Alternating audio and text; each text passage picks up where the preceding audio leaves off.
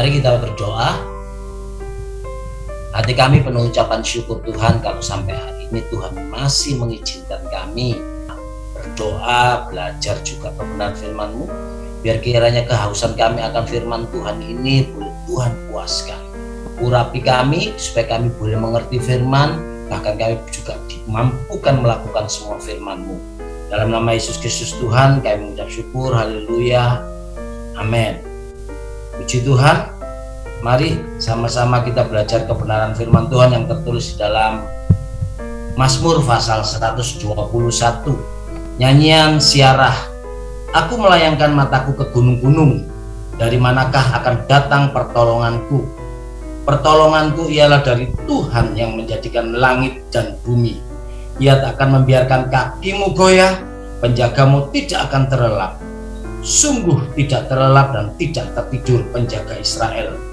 Tuhanlah penjagamu, Tuhanlah naunganmu di sebelah tangan kananmu. Matahari tidak menyakiti engkau pada waktu siang atau bulan pada waktu malam. Tuhan akan menjaga engkau terhadap segala kecelakaan. Ia akan menjaga nyawamu. Tuhan akan menjaga keluar masukmu dari sekarang sampai selama-lamanya. Puji Tuhan, hari ini kita belajar kebenaran firman Tuhan yang tertulis dalam Mazmur pasal 121. Itu adalah bertemakan tentang lagu yang dinyanyikan oleh bangsa Israel saat mereka dalam perjalanan kembali menuju kota Yerusalem untuk menunaikan kewajiban mereka beribadah berjumpa dengan Tuhan di kota Yerusalem. Sementara dalam perjalanannya dalam berbagai-bagai kota menuju kota Yerusalem ini, mereka menyanyikan lagu-lagu ini. Kalau kita boleh lihat di Mazmur pasal 120 sampai Mazmur pasal 132 kalau tidak salah, itu adalah lagu-lagu siarah semua yang dinyanyikan oleh orang Israel sementara mereka berjalan menuju Yerusalem. Nah, di ayat yang pertama, ayatnya berbicara tentang aku melayangkan mataku ke gunung-gunung, dari manakah datang pertolonganku? Ayat ini adalah sepertinya orang Israel itu bertanya begitu sesungguhnya bahwa dari mana yang akan datang pertolonganku? Padahal kalau kita tahu bahwa mereka itu pertanyaan adalah pertanyaan yang bersifat retorika, pertanyaan yang sesungguhnya tidak memerlukan jawaban dari orang lain. Karena mereka pertanyaannya adalah pertanyaan tentang memproklamirkan Tuhan mereka. Jadi sementara mereka berjalan antara sesama mereka mendengar lagu ini. Bahkan juga orang-orang lain, orang-orang yang bukan orang Israel ketika mereka berpapasan dengan orang Israel yang lagi berjalan ke Yerusalem itu, mereka juga mendengar perkataan ini. Di mana di situ dikatakan bahwa dari manakah datangnya pertolonganku, suatu pertanyaan yang sesungguhnya juga menjadi pertanyaan banyak orang saat itu juga. Wah iya, dari mana yang tidak akan memperoleh sumber pertolongan itu?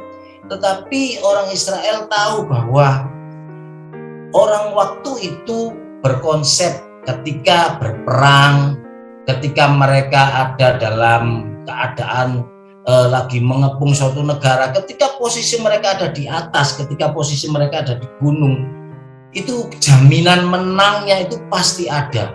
Makanya ketika itu orang Israel seperti bingung-bingung kan saudara, melihat ke atas ke gunung-gunung, dari mana pertolonganku?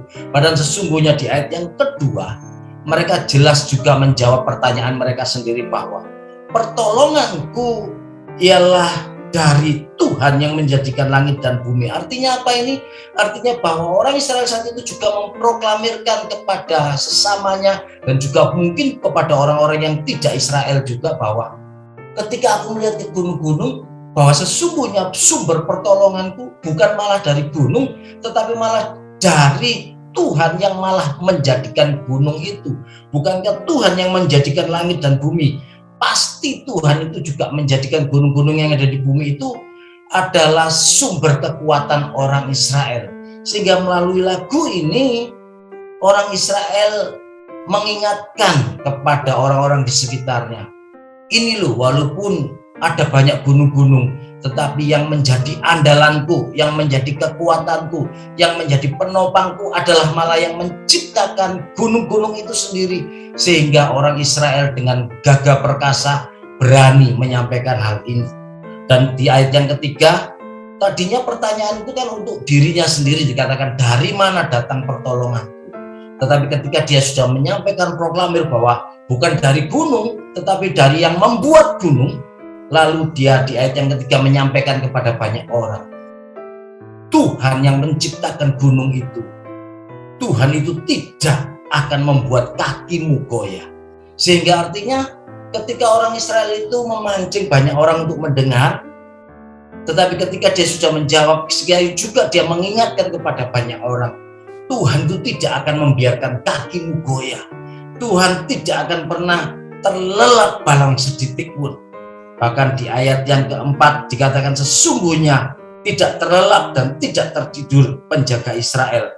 Hari itu sehingga banyak juga orang yang mendengar kalimat ini, mereka menyadari bahwa Tuhan itu tidak pernah terlelap. Dan ayat yang kelima kuncinya di sana, Tuhanlah penjagaku, Tuhanlah naunganmu. Hari ini firman yang sama berbicara kepada kita juga.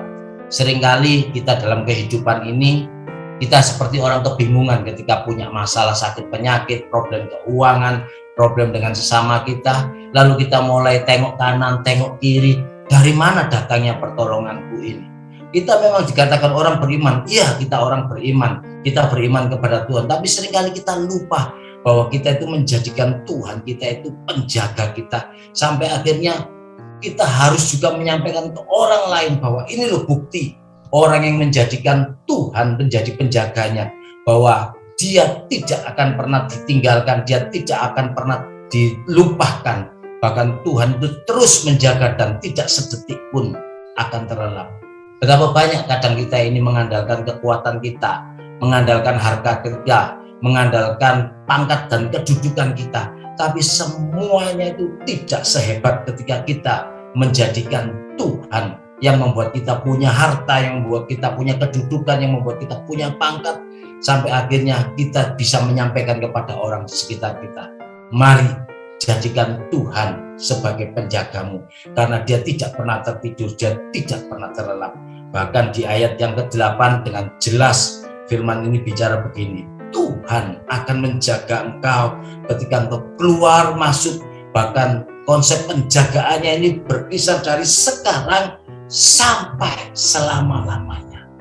Sudahkah kita sekarang menyadari bahwa kita ini memiliki penjaga yang lebih hebat daripada kalau orang itu punya penjaga anjing Rottweiler mungkin, atau jika punya pengawal-pengawal pribadi, jago-jago pukul kanan kirinya, orang-orang yang bersenjata dan lain sebagainya. Ingat, mereka itu hanya mengandalkan sesama yang punya lelah, yang punya waktu-waktu tertentu yang harus dia tidur. Tetapi ketika kita ingat menjadikan Tuhan penjaga kita menjadi orang-orang yang luar biasa. Dan kita sampaikan kepada dunia, sampaikan kepada orang lain. Ketika kita mengambil Tuhan menjadi penjaga kita, dia tidak akan pernah meninggalkan kita mulai sekarang sampai selama-lamanya. Mari tundukkan kepala, kita berdoa. Tuhan Yesus, seringkali kami tahu bahwa kami memiliki Tuhan, tapi kami lupa Tuhan bahwa Tuhan kami ini Tuhan yang demikian dahsyat dan luar biasanya. Sampai akhirnya ketika masalah datang menghimpit kami, problem datang menghimpit kami menjadi seperti orang yang kebingungan.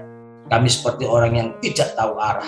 Tetapi melalui firman hari ini kembali kami diingatkan bahwa ketika kami menjadikan Tuhan penjaga kami tidak perlu takut lagi akan problem dan masalah, bahkan kepada orang-orang jahat yang mau mencelakakan kami, karena kami boleh melihat pertolongan-Mu tidak pernah terhenti dari sekarang sampai selama-lamanya. Mari teman-teman yang dikasih Tuhan, kalau kita punya problem permasalahan, kita taruh tangan kita di dada kita. Tetapi ketika kita juga punya sakit penyakit dengan bagian tubuh jasmani, kita taruh juga tangan itu di bagian yang sakit. Percayalah, ketika Tuhan menjadi penjaga kita, Dia tidak akan pernah membiarkan kita terlelap.